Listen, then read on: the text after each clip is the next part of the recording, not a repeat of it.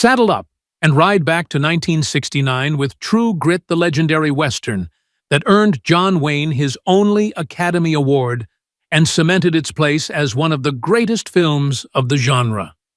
With its unforgettable story of justice, grit, and unlikely partnerships, the movie captivated audiences and became a timeless classic. But more than 5 decades later, fans still wonder what happened to the cast who brought this frontier tale to life. In 2025, we look back at their remarkable journeys from enduring Hollywood legacies to surprising life paths beyond the big screen. Join us as we uncover where the stars of True Grit are now. John Wayne was born on May 26, 1907, and at 62 he stepped into the role of Rooster Cogburn in 1969, the one-eyed marshal whose gun came before words and whose reluctant tenderness toward young Mattie Ross softened his brutality. The role finally earned him the Oscar he craved, but behind the triumph lay decades of wounds.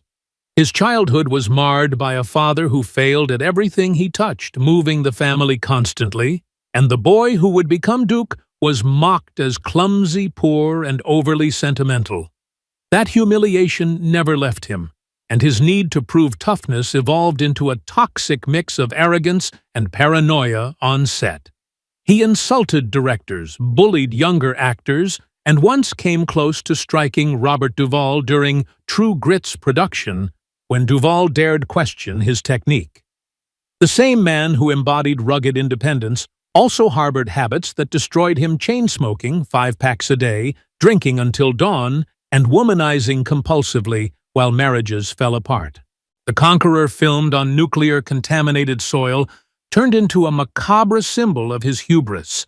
Dozens of cast and crew, including Wayne himself, later died of cancer, and whispers of Hollywood's cursed film clung to his legacy. Politically, he polarized America with vitriolic conservatism, branding colleagues unpatriotic and earning quiet enemies who celebrated his later decline. His personal life was equally stormy: divorces marked by accusations of cruelty, children who alternated between devotion and estrangement, and mistresses who spoke of a man trapped between macho bluster and deep insecurity. He died on June 11, 1979, in Los Angeles at 72, his body ravaged by stomach cancer, after multiple surgeries stole parts of his lungs and ribs. His estate, valued at about $50 million, included real estate, a film library, and business holdings, ensuring his family's wealth, but igniting bitter disputes. His myth as America's cowboy survived intact, though beneath the legend was a man haunted by the fragility he spent a lifetime concealing. Jeremy Slate, born Robert Bullard Perham on February 17, 1926, was 43 when he appeared in 1969 as Emmett Quincy, the sly outlaw whose treachery sealed his fate in a hail of bullets. The role was small, yet Slate infused it with menace, reflecting a career built on making the minor unforgettable.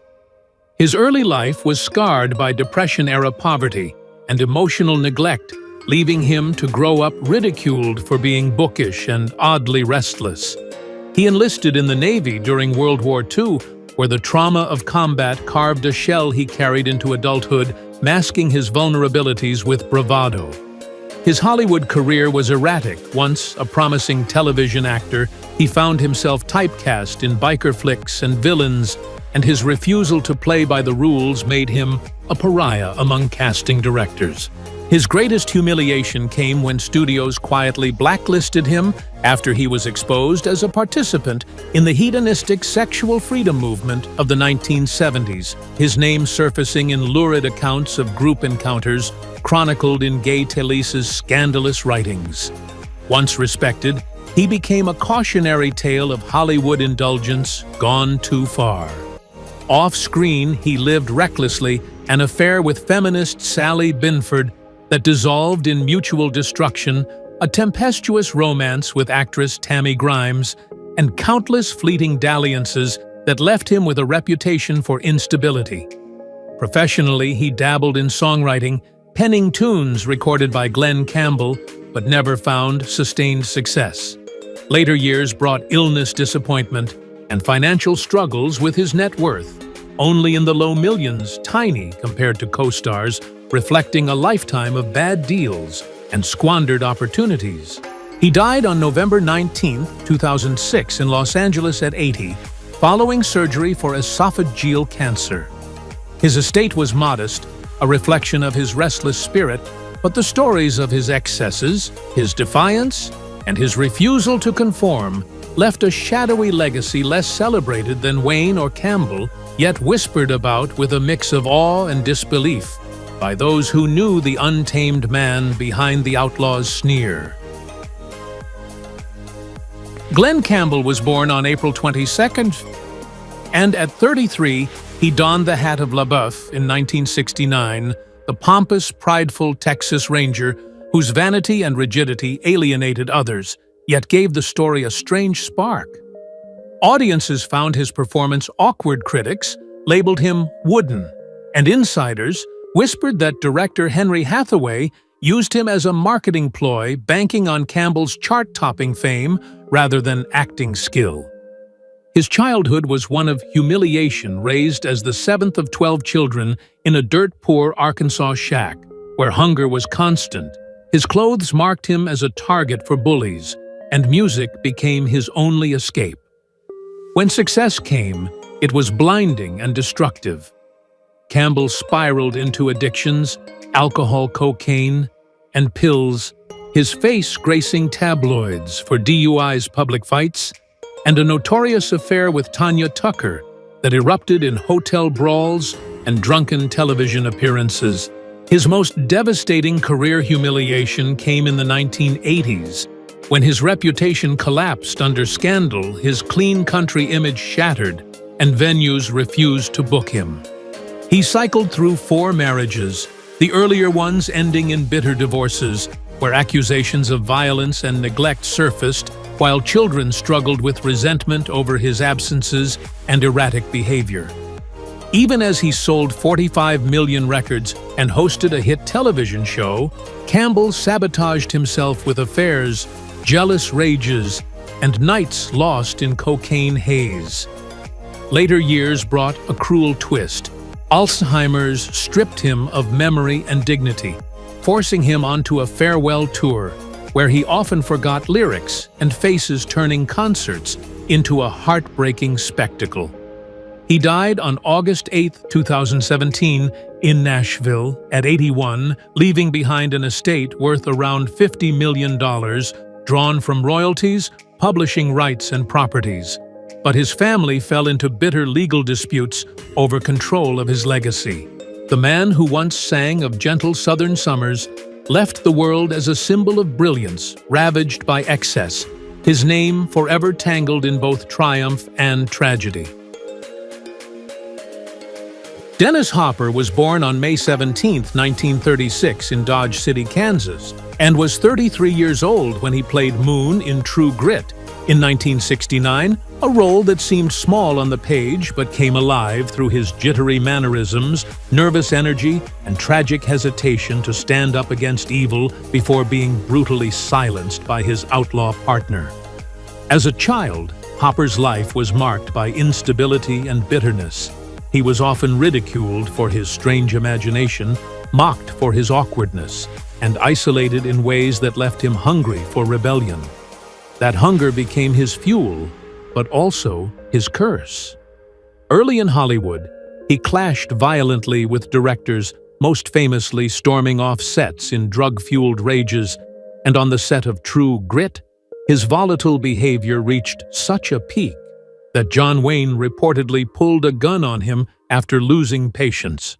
Though Easy Rider, which Hopper directed the same year, turned him into a counterculture hero, the triumph was poisoned by arrogance and paranoia, leading to the disastrous The Last Movie, which destroyed his credibility and nearly bankrupted him. He developed a reputation as uncontrollable. Studios feared him, co-stars loathed his tantrums, and his addictions to cocaine and alcohol led to violent outbursts that landed him in rehab and courtrooms. His marriages, 5 in total, were disasters filled with betrayal, public accusations, and fights that sometimes ended in police involvement, and his relationships with his children were scarred by years of chaos. Despite all of this, Hopper reinvented himself in later years as a painter and photographer, carving out a second fortune in the art world even as his body failed him. Diagnosed with prostate cancer, he fought until the end, dying on May 29, 2010, at age 74 in Los Angeles. His estate, estimated at $40 million, was a complex mix of real estate, art collections, and film royalties, a fortune built on turbulence and destruction. His name forever tied to both brilliance and madness. Strother Martin was born on March 26, 1919, in Kokomo, Indiana, and was 50 years old when he embodied Colonel G. Stonehill in True Grit, the pompous horse trader hilariously undone by young Mattie Ross's sharp wit. His performance was quintessential. Martin flustered, overconfident, and comically human, a reflection of his gift for making weakness both funny and painfully real. Yet Martin's private life was filled with insecurities rooted in childhood disappointments. Once a competitive swimmer, he was mocked as being too small to succeed and carried that sense of inadequacy throughout his life. Though he became one of Hollywood's most beloved character actors, appearing in classics like Cool Hand Luke, he was trapped in roles that emphasized his quirks, never entrusted with leading man status, a rejection that gnawed him deeply. Hollywood insiders recalled his eccentricities. He would slip into bizarre Tennessee Williams impressions, hold long, drunken monologues at parties, and occasionally lash out at colleagues in bursts of frustration. His biggest humiliation came when he actively pursued dramatic leads, only to be dismissed by producers who bluntly told him he was too funny-looking for serious roles, a wound that never healed. Despite a long marriage, he had no children, and friends quietly noted an air of loneliness masked by humor. His health spiraled in the late 1970s as diabetes and heart problems worsened, yet he refused to slow down, working relentlessly until his body finally betrayed him. On August 1, 1980, at age 61, Martin collapsed from a heart attack in Los Angeles. His estate was worth around $2 to $3 million, a modest fortune, compared to Hollywood's giants, but enough to secure his legacy as a hard-working, unforgettable presence in American cinema. Though his death passed quietly, his line from Cool Hand Luke. What we've got here is failure to communicate ensured immortality, even as the man himself remained haunted by dreams of being taken more seriously. James Westerfield, born on March 22, 1913, in Nashville, Tennessee, stepped into the role of Judge Parker in 1969 at the age of 56, a character whose grim authority and solemn tone set the mood for the film's courtroom scenes. On screen, Parker was the embodiment of frontier law, but off-screen, Westerfield was a man gnawed by contradictions. His childhood was scarred by poverty and constant belittling. Raised in an unstable family where his father's absence and his mother's emotional volatility made him retreat into performance as a shield, he learned early to hide vulnerability. The theater became both sanctuary and curse, while he won 2 New York Drama Critics Circle Awards and directed dozens of musicals. His obsessive perfectionism alienated collaborators. Stories circulated about him berating stagehands or storming out of rehearsals. And one disastrous incident occurred when he was abruptly fired from a Broadway-bound production after locking investors in a shouting match that turned physical. Hollywood gave him steady work, but little stardom, and he resented his image as a character man. His personal life mirrored this turbulence. His marriage was riddled with infidelity and shouting matches, and his heavy drinking became impossible to ignore. He frequently quarreled with producers on film sets, sometimes vanishing for days during shooting binges. His darkest moment came when he was accused, though never publicly, of verbally abusing younger cast members during a touring production, a reputation that shadowed him until his death. He died on September 20th, 1971, in New York City, from a sudden heart attack at only 58, leaving behind an estate valued under $1 million, a bitterly modest sum compared to his decades of work. His legacy is that of an actor respected for artistry, but privately undone by temper excess, and the relentless pursuit of control he never truly attained. Jeff Corey, born Arthur Zwirling on August 10, 1914, in New York City, was 55 when he appeared in True Grit, 1969, as Tom Chaney, the pathetic drunken murderer whose cowardly violence catalyzed the film's story and left audiences both disgusted and captivated by his weakness. Chaney was a character defined by bitterness and delusion, and Corey, who had grown up in a household marked by immigrant poverty, anti-Semitic ridicule, and the need to mask vulnerability behind sharp intelligence, brought unsettling authenticity to the role. His youth was filled with emotional suppression, mocking peers, and the sense of being an outsider. Though his early career seemed promising, his refusal to cooperate with the House Un-American Activities Committee branded him unemployable, marking the most devastating collapse of his professional life. He was blacklisted, publicly shamed, and forced into years of obscurity. To survive, he reinvented himself as a teacher, but even there he was infamous for cruel psychological games, humiliating students while secretly nurturing an iron desire to return to acting. Alcohol and fits of rage haunted him, and though he helped shape talents like James Dean, Jack Nicholson, and Jane Fonda, many quietly resented his manipulative methods. His marriage endured, but was scarred by jealousy and affairs, and his relationship with his daughters was strained by his volatile moods. Corey's later years were filled with mixed fortunes, health troubles, money swings, and lingering bitterness toward Hollywood's betrayal. His death on August 16, 2002 at 88 in Santa Monica, after complications from a fall, left an estate valued at roughly $3 to $5 million. Yet his legacy remained haunted, both celebrated for resilience and remembered for the bitterness and shadows he never fully shed.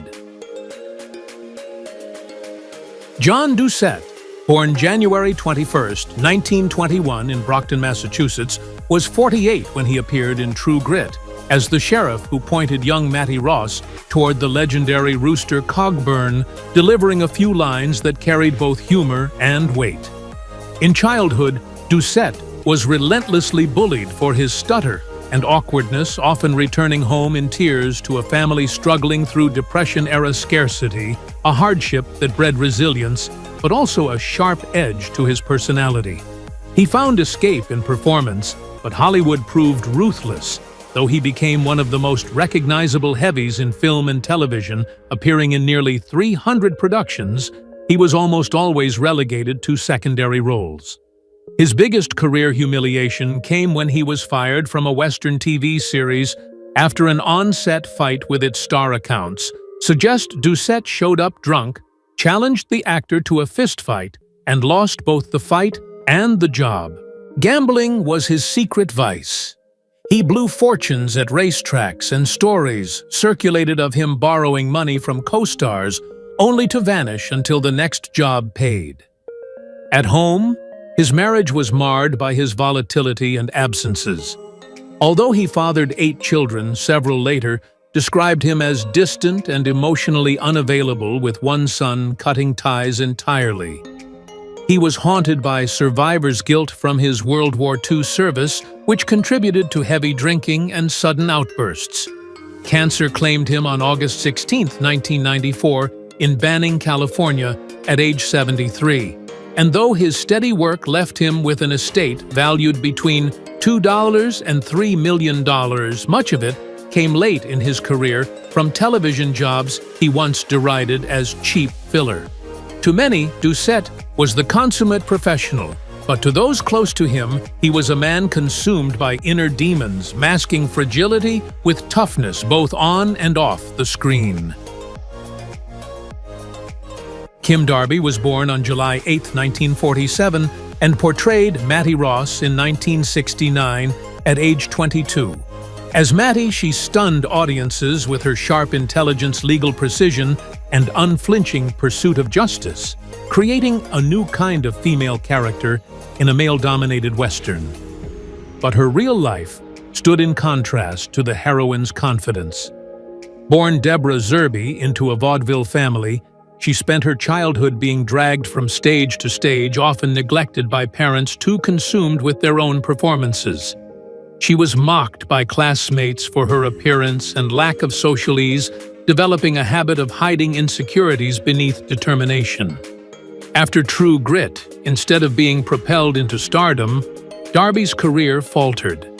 She gained a reputation for being difficult to direct, suffering from stage fright, arriving unprepared and having outbursts that unsettled producers. Her marriage to actor James Stacey unraveled in bitter fights, reportedly filled with jealousy and volatility, with Darby accused of manipulative behavior. Later relationships collapsed quickly, fueling whispers of affairs and instability.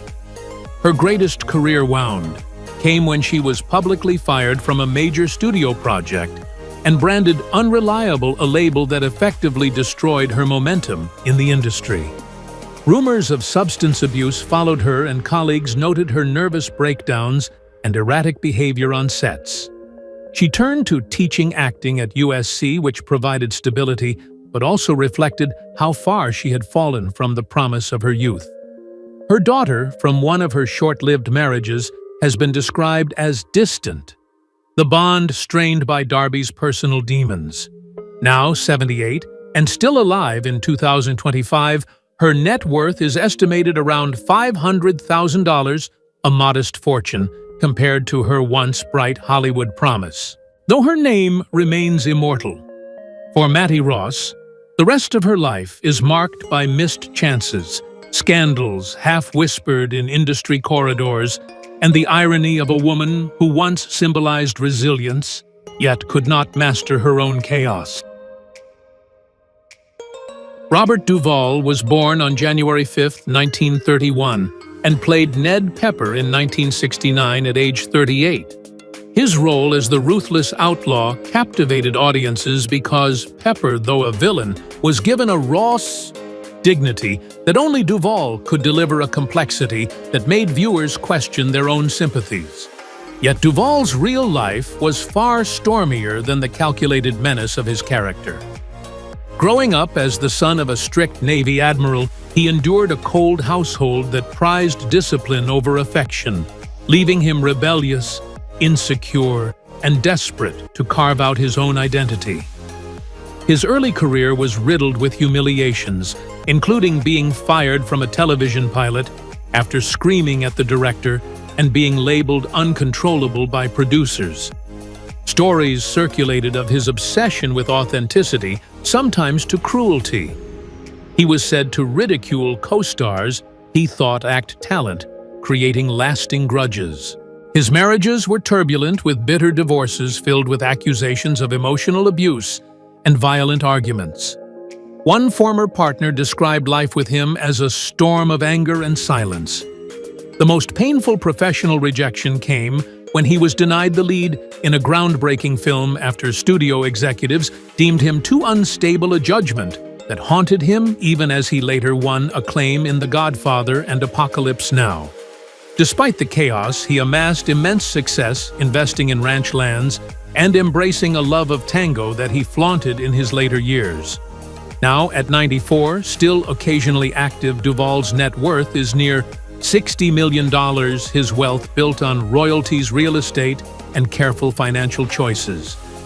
Yet insiders whisper that his fortune masks a loneliness with friends, suggesting his relentless pursuit of truth in art often drove away genuine intimacy.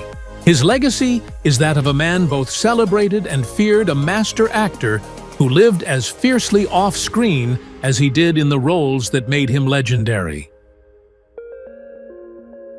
Alfred Ryder. Born Alfred Jacob Korn on January 5, 1916 in New York City, was 53 when he played Gaudi in True Grit, the articulate, condescending attorney who poked holes in Rooster Cogburn's testimony with biting wit and an air of superiority that matched Ryder's own off-screen persona. As a boy, Ryder endured a strict and often joyless upbringing in a Jewish immigrant household where his sensitivity was mocked and his artistic inclinations misunderstood, creating a man who wore arrogance as a shield against constant feelings of inadequacy. His early career glowed with promise, especially on the stage, where critics hailed him as one of the brightest Shakespearean voices of his generation. But everything collapsed in 1964 during a live televised Hamlet that became infamous for forgotten lines, incoherent delivery, and whispers that Ryder had been drinking before the broadcast. That performance, which he never fully recovered from, cast a shadow over him, and producers quietly blacklisted him from serious theater. Instead, Ryder drifted into television guest spots, often playing cold, cynical men that mirrored his real bitterness. But the once promising dream of becoming a legend was over. Behind the curtain, his marriage to actress Kim Stanley was an epic tragedy in itself. Two unstable temperaments locked in a cycle of passionate reconciliations and brutal arguments, punctuated by infidelity and constant accusations. Friends described Ryder as jealous, difficult, and sometimes cruel, prone to undermining colleagues with biting remarks when he felt threatened. By the 1980s, his career had slowed to a crawl, his reputation eroded, and his personal life a hollow echo of missed chances. He lived modestly in New York, estranged from many peers, and when liver cancer struck him down, he died on April 16, 1995, at age 79, leaving behind an estate worth less than $1 million. It was a meager inheritance for a man once destined to dominate the stage. His life a stark warning of how one failure amplified by ego and instability can ruin a legacy forever. John Fiedler, born February 3, 1925 in Platteville, Wisconsin, was 44 when he appeared in True Grit as lawyer Daggett, the unseen but ever-present legal force invoked by Mattie Ross to strike fear and compliance. On screen, Daggett was invisible yet powerful, and this perfectly mirrored Fiedler's own life, always present in Hollywood, yet never fully seen. His childhood was bruised by ridicule, mocked for his frail frame, high-pitched voice, and timid demeanor. He carried deep scars of isolation and humiliation that shaped his persona. While he became famous for meek roles, Juror Number 2 in 12 Angry Men, Piglet's voice in Winnie the Pooh, he quietly resented being typecast, yearning for darker, more commanding parts. His greatest professional failure came in the early 1960s when he attempted to reinvent himself as a leading actor on Broadway, only to see the production collapse in critical and commercial disaster, sending him retreating to voice work and minor character parts. Beneath his gentle exterior, colleagues spoke of mood swings, secret bitterness, and reclusive habits. He never married, fueling whispers about hidden relationships and a private life carefully shielded from Hollywood gossip, though some speculated about suppressed desires in an era unforgiving toward difference. Friends noted his paranoia about irrelevance, his fear that his identity would vanish into the roles of timid men and soft-voiced animals. Yet his financial success was undeniable, with Disney royalties and consistent television work making him wealthy. Fiedler's final years were marked by cancer, which claimed him on June 25, 2005, in Englewood, New Jersey, at 80. He left behind an estate of about $5 million, an ironic fortune for someone who spent a lifetime doubting his worth. His voice endures in generations of children's memories, but the private man, lonely, wounded, and haunted by the shadow of invisibility, remains one of Hollywood's most poignant mysteries. Edith Atwater was born on April 22, 1911, and played Mrs. Floyd in 1969 at age 58. In True Grit, her role was fleeting, yet the way she embodied Mrs. Floyd's mixture of politeness and silent authority resonated with audiences, making the character feel like a watchful neighbor who knew far more than she let on. What few knew was that Atwater's calm presence on screen masked a deeply unsettled early life. Her father abandoned the family when she was a child. Her mother battled mental instability, and Edith often concealed her pain under a shield of wit and hauteur. As a young actress in New York, she faced constant rejection, once being fired mid-rehearsal after mocking a producer in front of the cast, and she carried the reputation of a woman who could wound with words. Rumors among colleagues suggested she struggled with alcohol in the 1950s, often showing up late to rehearsals with veiled sarcasm toward directors she disliked, which left her quietly pushed aside from certain productions. Her marriage to actor Kent Smith was more turbulent than the public knew. While they stayed together until her death, industry gossip claimed both strayed, and Edith's bitterness about Smith's steadier Hollywood work seeped into their home. Professionally, the most crushing blow came when she was secretly blacklisted from a major television project after producers deemed her abrasive, an insult that devastated her financially and emotionally. By the time cancer overtook her, leading to her death on March 14, 1986, at age 74 in Los Angeles, she was living a quieter existence with limited resources. Her estate consisted mainly of a modest house, residual checks that had dwindled, and personal collections valued under $1 million. Despite this, her reputation as a razor-sharp actress who never played meekness off stage left a haunting shadow over how Hollywood treated women who dared to speak too loudly in an era that punished defiance. Thank you for joining us on this nostalgic journey through classic television history. If you enjoyed learning about the cast of True Grit and where they are now, don't forget to give this video a thumbs up, subscribe for more vintage Hollywood retrospectives, and share your thoughts in the comments below. We love hearing your memories and suggestions, so let us know which TV show or movie cast you'd like us to feature next.